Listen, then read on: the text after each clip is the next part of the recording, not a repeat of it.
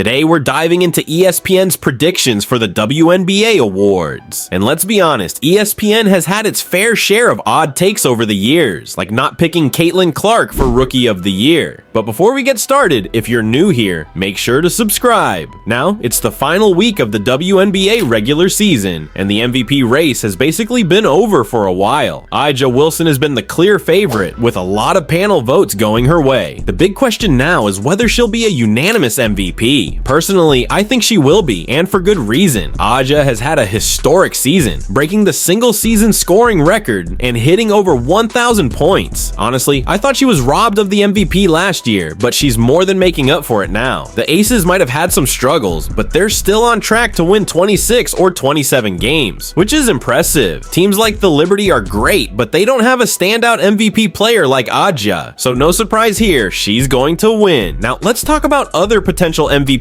candidates. Sure, Alyssa Thomas has been getting some hype, but I don't get it. Her numbers are down compared to last year. I mean, she's close to averaging what's basically a triple single at this point. Yes, she's good, but not MVP good. In my opinion, there are players like Kayla McBride or even Sabrina Ionescu who've had better seasons, so I don't see why Alyssa Thomas is even in the conversation. Now, for Rookie of the Year, it's Caitlin Clark. No question about it, she's had one of the best rookie seasons in WNBA history, averaging nearly 20 points, 8 assists, and 6 rebounds per game. She's breaking records and leading the Fever back to the playoffs for the first time since 2016. Some people might throw out names like Angel Reese, but this is Clark's award to win, period. For Coach of the Year, it's gotta be Cheryl Reeve. The Lynx were expected to be middle of the pack, but they've overperformed big time and could even be championship contenders. They've been the best team since the Olympic break, and I don't see anyone beating them.